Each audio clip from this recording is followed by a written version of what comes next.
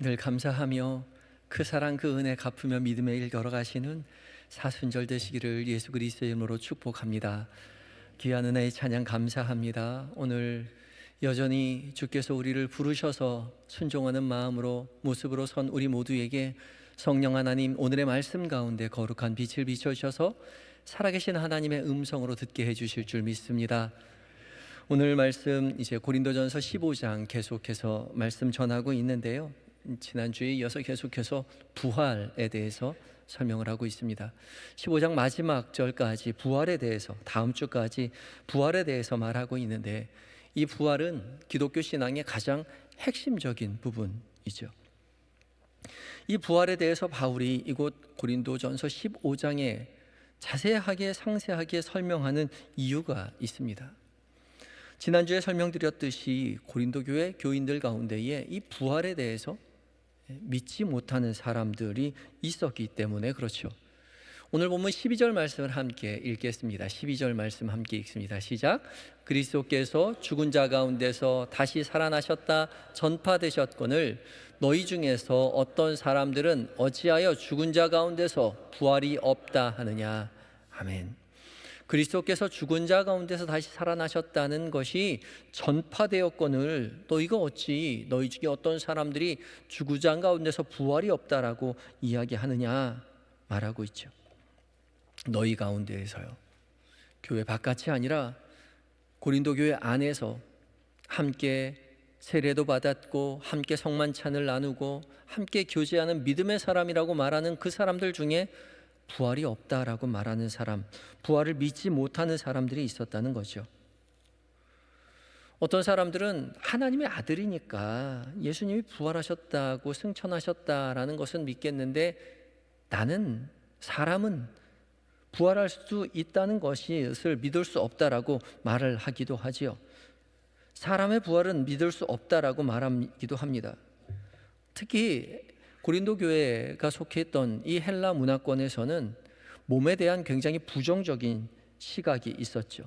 이원론적인 세계관을 늘 가지고 있었기 때문에 몸은 저급하고 하급적이고 물질 세계는 굉장히 저급한 것이라고 생각을 했고, 이와 반대로 영적인 세계는 굉장히 선한 것이라고 생각했습니다. 고등한 것이라고 생각했죠.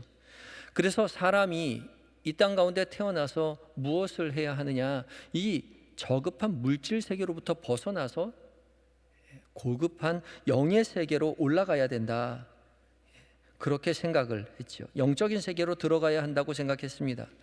그래서 죽음은 몸에 갇혀 있는 이 영혼이, 이 저급한 몸에 갇혀 있었던 이 영혼이 죽음을 통해서 몸에서 벗어나서 자유롭게 된다고 생각했다는 거죠.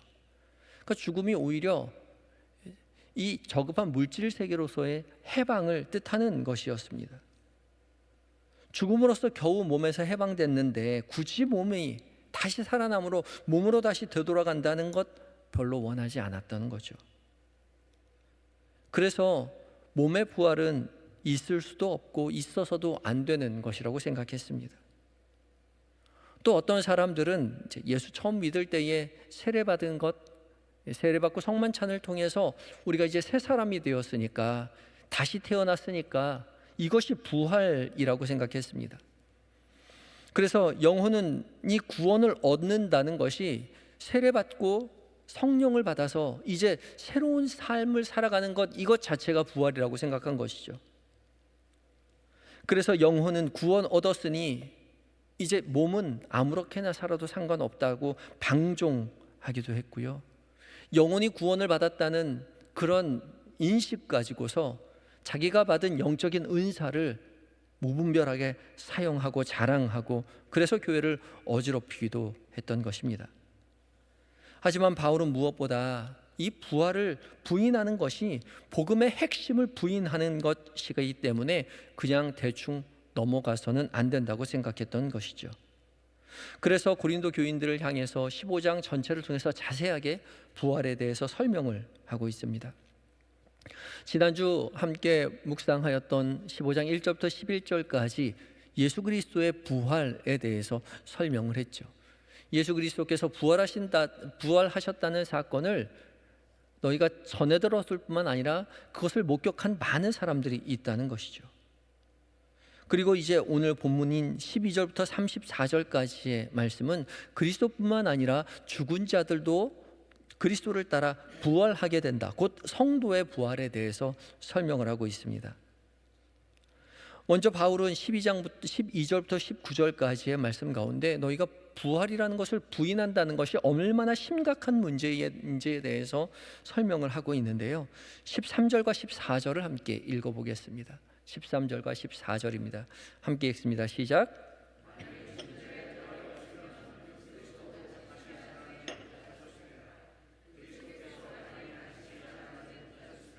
너희가 전파하는 것도 헛것이요 또 너희 믿음도 헛것이며.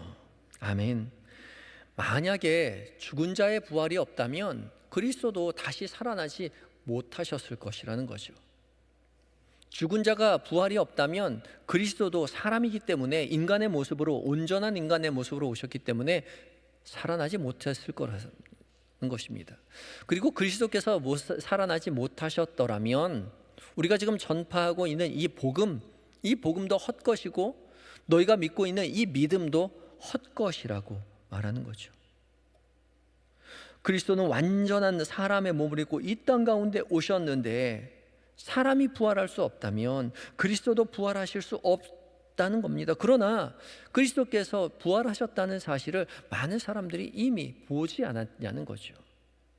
수많은 증인들이 있지 않은가 반문하면서 너희가 그 부활하신 예수 그리스도를 믿지 못한다면 너희가 가지고 있는 그 믿었다고 이야기하면서 세례받고 또 성찬하고 있는데 너희가 가지고 있는 그 믿음이 헛것이라는 거죠. 헬라어 성경에는 이 헛것이다라는 말, 캐논이라는 단어가 문장의 맨 앞으로 나와 있어서 강조하고 있습니다. 이 캐논은 텅 비어 있다는 겁니다. 믿음이 있노라 하고 세례도 받고 믿음이 있노라 하고 성만찬도 참여하고 교회에 열심히 와서 신앙생활했는데 자세히 살펴보니 그 안에 텅텅 비었다는 거죠. 무엇이 없다면요? 부활이 없다면요.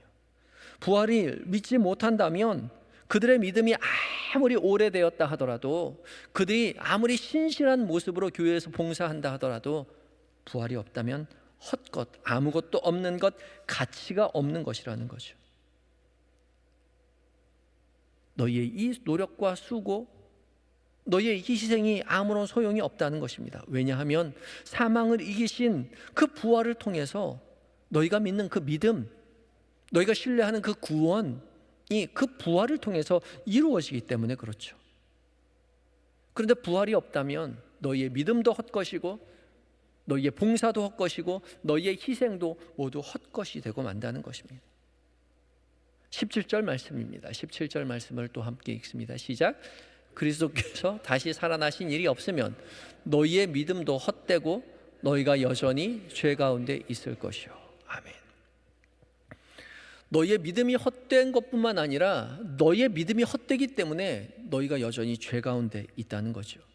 너희의 믿음이라는 것이 무엇입니까? 예수 그리스도께서 우리를 위해서 십자가에 못 박혀 죽으시고 우리의 모든 죄를 짊어지시고 십자가에 못 박혀 죽으시고 부활하심으로 말미암아 우리의 모든 죄의 문제가 해결되었다는 것입니다.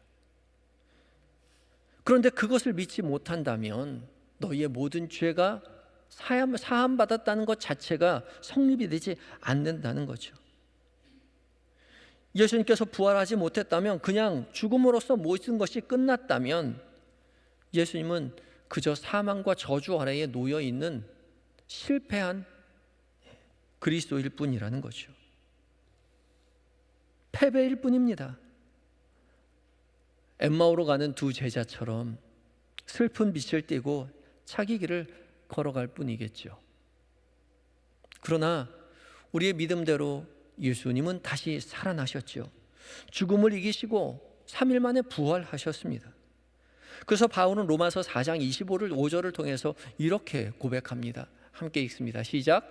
예수는 우리가 범죄한 것 때문에 내줌이 되고 또한 우리를 의롭다 하시기 위하여 살아나셨느니라. 그리스도는 살아나셨습니다. 다시 살아나셨는데 그 살아나심을 통해서 우리가 의롭게 되었죠. 예수 그리스도께서 우리의 범죄함을 위해서 자신의 생명을 내어주셨고, 그 내어줌을 통해서 우리가 같이 예수 그리스도와 함께 더불어 죽음 당하였을 뿐만 아니라 예수 그리스도께서 부활하심으로 말미암아 우리가 다시 의롭게 되는 은혜를 힘입었다는 것이죠. 그래서 죽음으로 끝나는 것이 아니라 부활로 말미암아 새로운 생명을 얻게 되었다는 것입니다. 세상 사람들은 죽은 사람이 어떻게 살 수 있겠어? 또 세상의 인식은 몸은 저급한 것인데 어찌 다시 사람이 살아날 수 있겠어? 자신의 사사로운, 자신의 좁은 식견을 가지고 부활을 이해해 보려고 노력하지만, 그리고 그렇게 자신의 믿음으로 가지고 오해하지만, 그 오해로 말미암아서 그가 가지고 있는 모든 믿음이 헛것이 되고 만다는 것이죠. 예수 그리스도의 죽음으로써 모든 것이 끝나는 것이 아니라 죽음 이후에 부활이 있기에 우리가 의로운 사람으로 인치심을 받을 수 있게 되는 것이죠. 그러하기에 우리는 죽음이 우리 앞에 놓여 있다는 것을 알매도 불구하고 죽음 앞에서 당당할 수 있는 거죠. 초대교회 성도들이 예수 믿는 것 때문에 얼마나 많은 핍박을 당하고 얼마나 많은 고난을 당했는지 모릅니다. 그러나 그 수많은 핍박과 고난 속에서도 초대교회 성도들이 당당하게 순교할 수 있었던 것은 부활신앙을 가지고 있었기 때문에 그렇습니다. 그리스도를 위한 죽음이 인생의 끝이 아니라 그리스도께서 3일 만에 다시 살아나신 것처럼 우리도 그리스도 안에서 다시 살 것을 기대하기 때문에, 확실히 믿기 때문에 자신의 생명을 내어주기까지 그리스도를 향해서 희생함으로 자신의 믿음을 지켰던 것이죠. 그것을 오히려 영광스러운 일로 받아들였습니다. 바울 역시 마찬가지이죠. 그리스도께서 부활하셨기에 자기 자신이 이렇게 희생하며 고난을 받으며 믿음의 길을 걸어가고 있는 것입니다.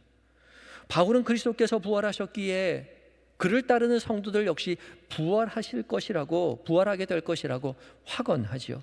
20절 말씀을 또 함께 읽겠습니다. 시작. 그러나 이제 그리스도께서 죽은 자 가운데서 다시 살아나사 잠자는 자들의 첫 열매가 되셨도다. 아멘. 그러나 이제, 바울은 강조하면서 말합니다.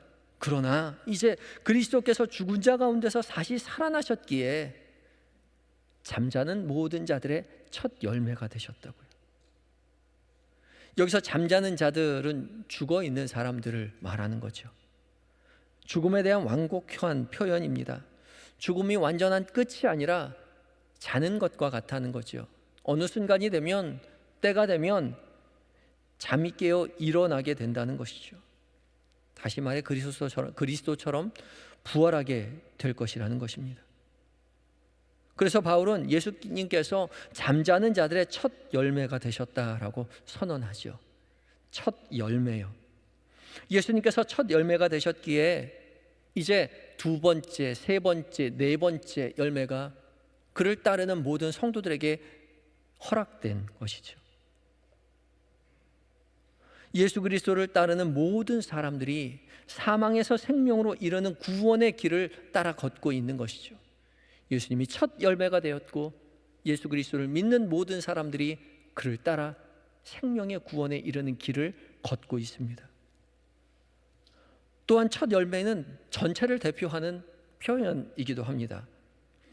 구약에서 이스라엘 백성들이 하나님 앞에 나아갈 때에 첫 열매를 하나님께서 가지고 오라 말씀하셨죠. 토지소산물의 첫 열매를 하나님 앞에 드려야 했고, 첫 번째 것을, 동물의 첫 번째 태어나는 생명을 하나님 앞에 드려야만 했습니다.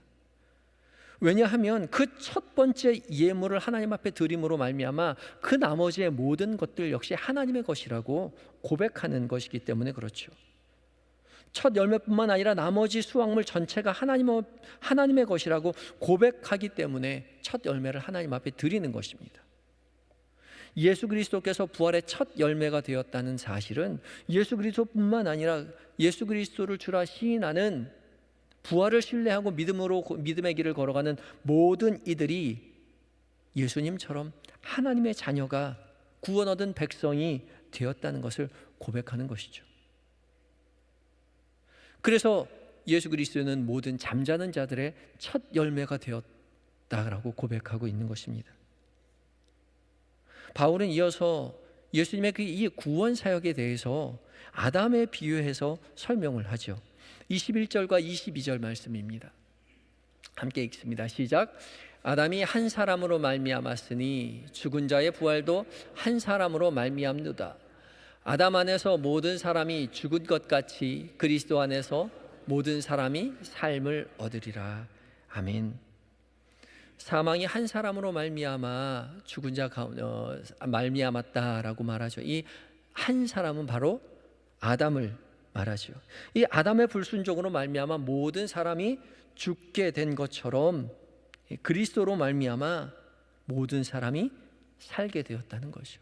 그리스도의 부활로 말미암아 모든 사람이 새로운 생명을 얻게 되었다라고 말합니다. 아담의 첫사람 아담 한 사람의 불순종으로 말미암아 죄가 이 땅 가운데 들어와서 온 인류에게 미쳤죠. 우리에게도 아담의 죄가 함께 들어와 있습니다. 우리 이걸 원죄라고 말하죠. 우리는 아담을 본 적도 없는데요. 아담 어떻게 생겼는지 본 적도 없고 너무나도 오래전의 사람인데 어떻게 아담의 죄가 우리에게까지 미칠 수 있겠는가?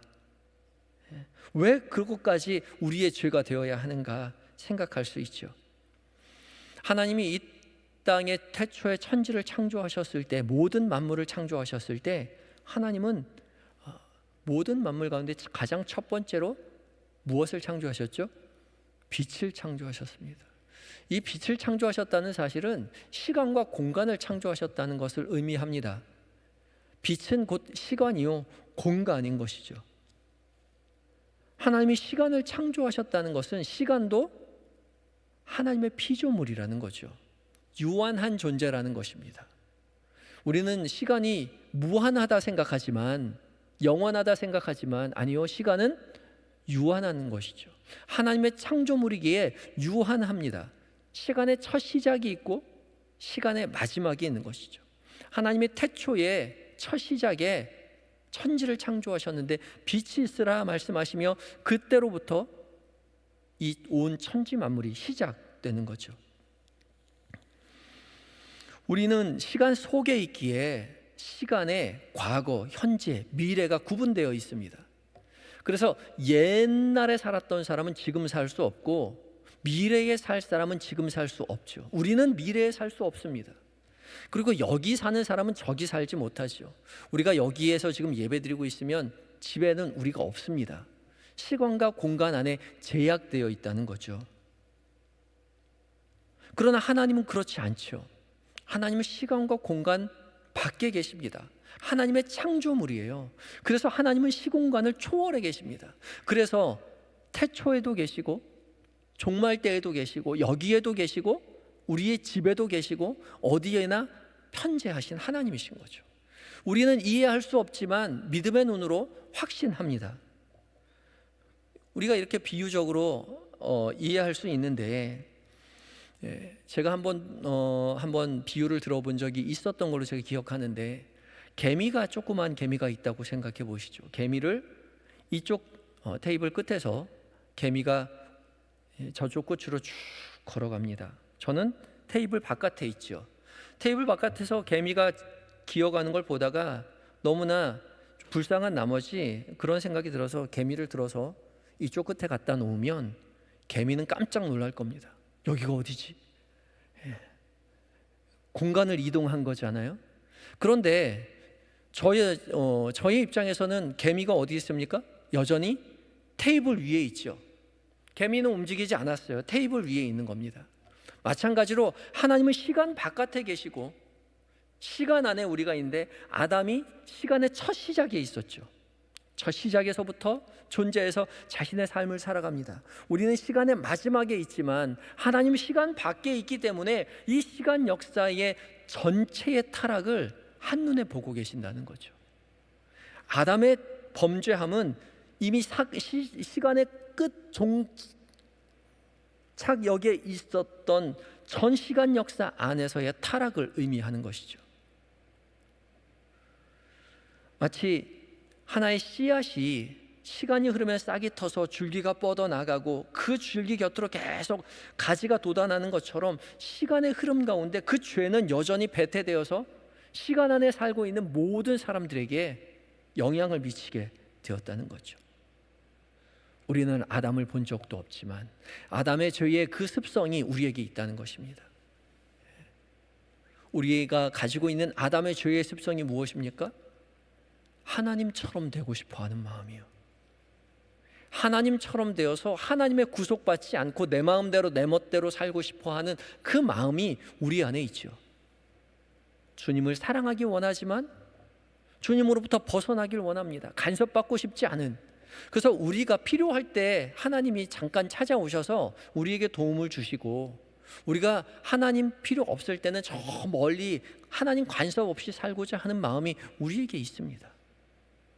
우리가 신앙생활을 하면서도 여전히 그 죄의 습성이 있어요. 하나님 상관없이 살려는 마음, 그것이 죄입니다.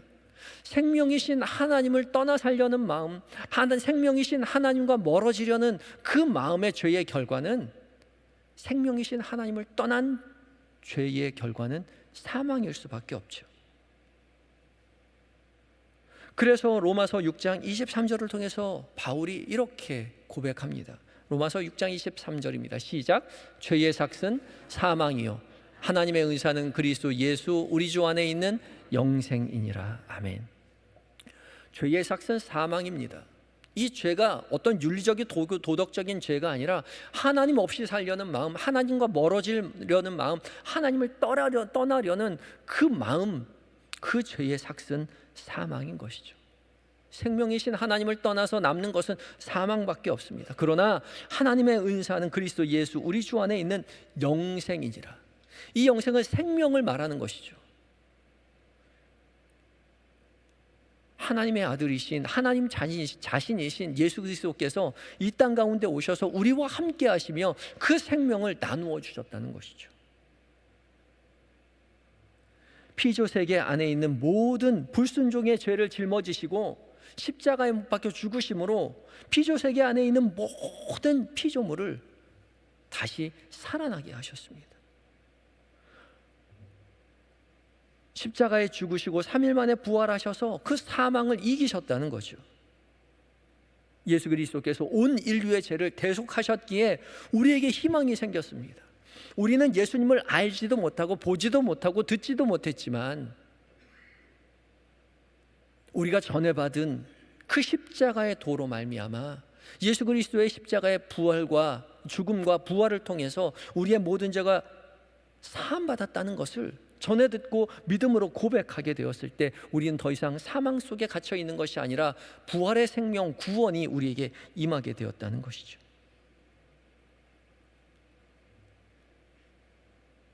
한 사람의 불순종으로 말미암아 죄악 속에 있었으나 한 사람의 순종함으로 말미암아 우리에게 구원의 문이 열렸다는 것이죠.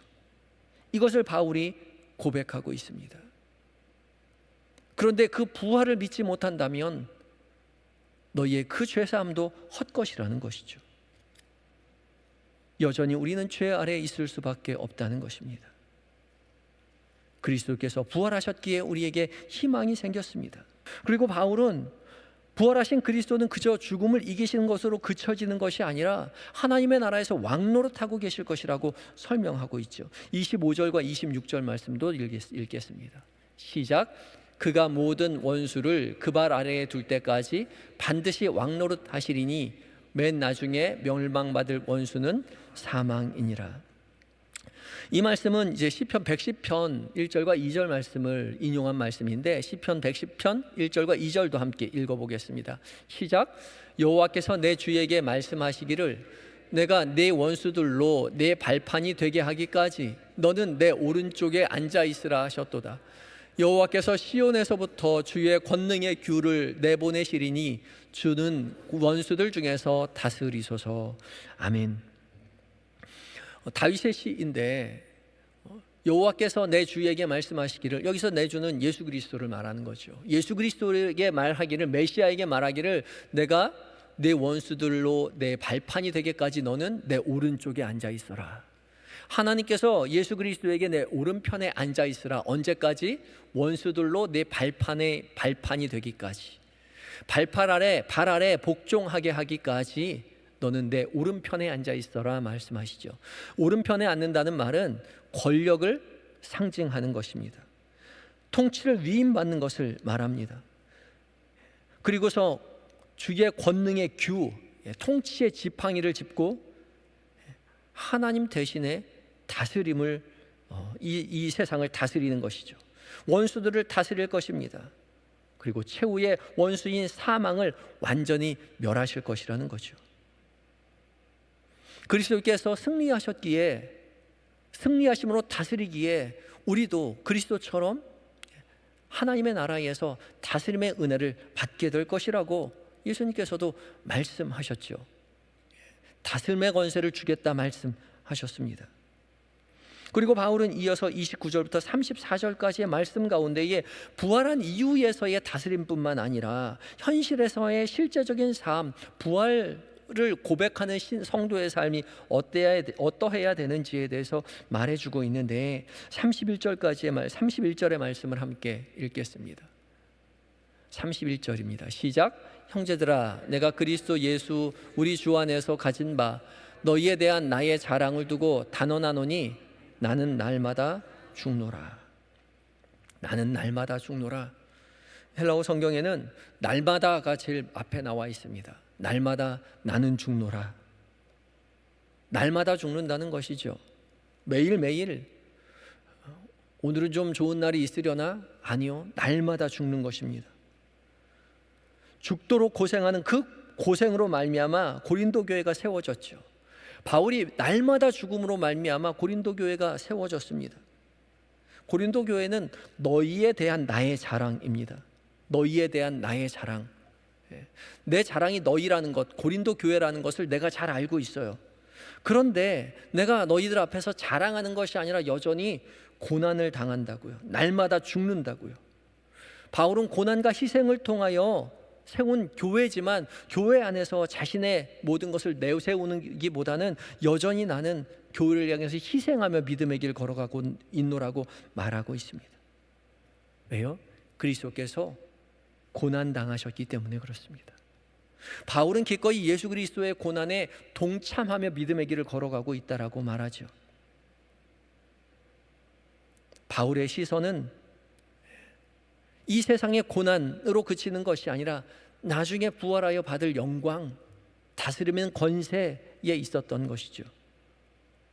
바울의 시선은 세상이 아니라 하늘에 있었습니다. 그리고 그리스도의 남은 고난을 자신의 육체 가운데 채우면서 선교의 길을 걸어가고 있다라고 말하고 있죠.